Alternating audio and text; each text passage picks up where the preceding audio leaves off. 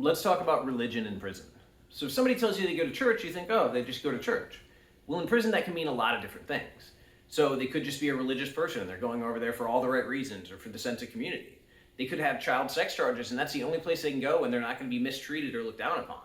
Or one prison I was at, the Protestant service was like the gay hookup. That's where everybody would go in the back and do whatever they were going to do because the Christians weren't going to do anything about it. So it was a weird kind of balance of each service being different, each prison being different, each state being different, each system being different. But it's the kind of commonalities of we're all looking for something bigger than ourselves. And I saw people have really genuine religious experiences. Like I met some really genuine Muslims, some really genuine Christians, some really genuine Wiccans, like people who really believed in what they were doing and it had transformed them. They had found something bigger than themselves, and that's really the important thing. Somebody made the joke about God. You only need to know two things, like there is one and it's not you. Okay, like whether you get into the terminology or not, I've always found those people that found something bigger than themselves to make the most radical transformations. That's true for me. I don't know what that bigger thing is, and I won't really get into it, but I found that I'm not the center of the universe, and there are much bigger things in myself, whether you look at that as a sense of community or kind of an interconnectedness. But when I saw that, okay, I saw some really good and really honest Christians, and I saw some really kind of cruddy, dishonest, manipulative Christians. I saw some really good and righteous Muslims, and I saw some not so great. But I think the biggest difference that I saw was everybody, when they would go to service, would have that same kind of welcoming. Like you'd see people, they'd get hugs, there was a welcoming. But with Islam, there was really a sense of community on top of that. It wasn't just the handshake or the hug, it was that followed by the action. So when somebody converted, they would get a care package everywhere I've ever been. They would have hygiene, they would have food, they would get them a TV if they could. They would make sure they were okay, and they were backed up. Like, if one guy's extorting a Christian, like maybe there are a couple old school guys who'll back him up or will tell on him or do whatever. But like in Islam, like that's not gonna fly. Like if you do that to a Muslim, as they say, you're doing that to all the Muslims. But similarly, if a Muslim does something out of line and steps out of line, like they will basically punish him for that. They will bring him back in or rein him back in. And some people have tried to say, oh, well, that makes Islam like a gang. And I don't think it is at all. Like, that's what a community is. Like, if I'm in a family or I'm in a community and somebody does something wrong, I'd be like, yo, you're wrong. Like, that's not okay. You can't treat people that way. And similarly, if somebody tries to hurt my brother or hurt my sister or hurt my girlfriend, I'm not going to allow that to happen. Like, that to me is just common sense. And the methodology you use or how that happens, well, that's up for debate. But seeing that sense of community was really powerful because I didn't see that everywhere else. I saw a lot of backbiting in the other religions. I saw a lot of kind of weird stuff. Well, I will say with the smaller religions, like with Wicca or with Asatru, there tended to be a greater sense of community because they were smaller. Because it was like everybody was face to face. So you didn't get to that point of it being like faceless and nameless and like, oh yeah, that guy over there, or oh, those people over there, because it was all cliques. Because I think that happens anywhere that it gets big enough. Like that happens to anybody. And even in Islam, I remember there would be like people fighting over which teachings are supposed to be taught or which way these things are supposed to happen or who should really be like leading the community. And so I think it happens everywhere. But I think at the end of the day, the question is whether the community you have is going to back you up, whether the community you have is going to understand you and take an interest in you. And that's what we're all looking for. I mean, I think that's why people join gangs. If they weren't like brought into it as children or didn't grow up into it in the neighborhoods, they go somewhere feeling lost. They go somewhere not feeling like they have a sense of family, and they find that. Because that's part of our design as human beings is to seek out family, seek out connection, seek out community. So we're going to find it where we can.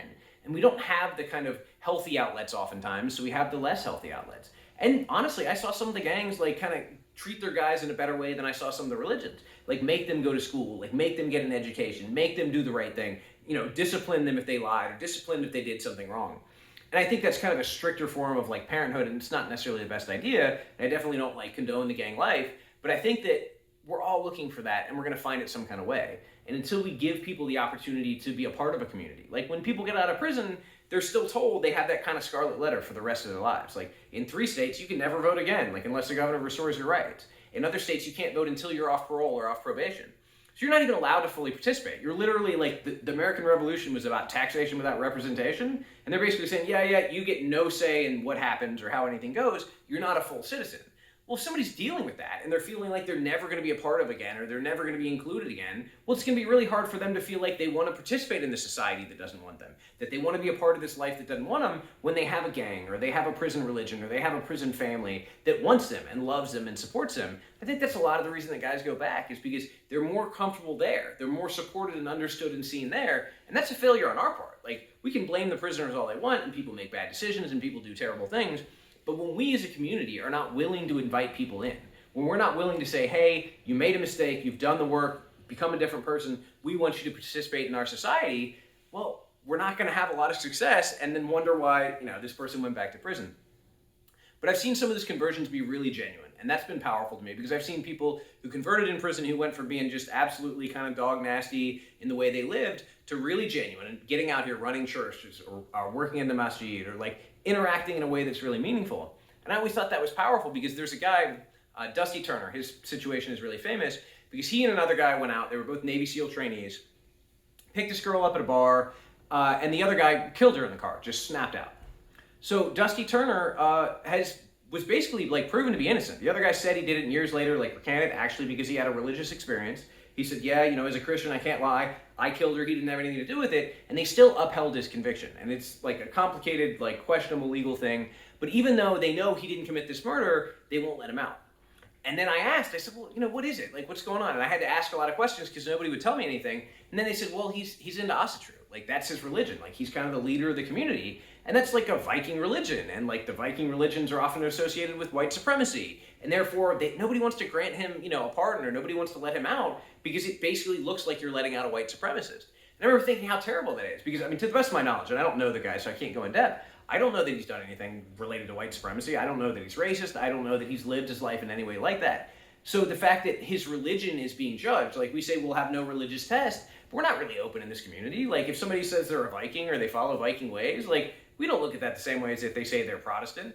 When you think about it, just like 50 years ago, when somebody wanted to be a Catholic president, we thought that was the most unreasonable thing in the world. Now we don't bat an eye at it. So I think we're not really as open-minded as we like to think. And I think there are a lot of associations that we jump to just based on cultural things or just based on, limited knowledge. So he's a guy that, to the best of my understanding, he should really get out. Like, he literally didn't even kill anybody and he's been in prison for 20-some years. Like, I really think he should be out now. But again, we're judging him by his religion. We're judging by the way he practices, and I don't understand that. Because again, at the end of the day, I'm looking at somebody's actions and not their beliefs. Like, you can have whatever name on your religion, you can practice in whatever building, you can practice under whatever code. Are you kind to other people? Do you believe in a sense of community? Do you believe that you're not the center of the universe? Do you want to contribute to the world around you? Do you have kind of moral expectations for yourself and those around you? If you do, like, let's be friends, like, let's hang out. Because I've never understood that division and that ways in which we focus on the ways we differ rather than the ways we're similar. Because at the end of the day, it's really about how we want to live and not about like how the creation story happened or which prophet came before who, at least in my mind. And I know some people are going to be really dogmatic about it, but I'm looking for a path of how to live. I'm looking for a path of how to build a meaningful existence with myself, with my family, with my community, how to be of service to those around me, and how to make the world a little bit better because God knows we need it right now. Like, we got plenty of people tearing each other down and making the world a whole lot worse. We don't have too many people focused on making it better, and whatever religion gets somebody to that point, again, I want to be friends.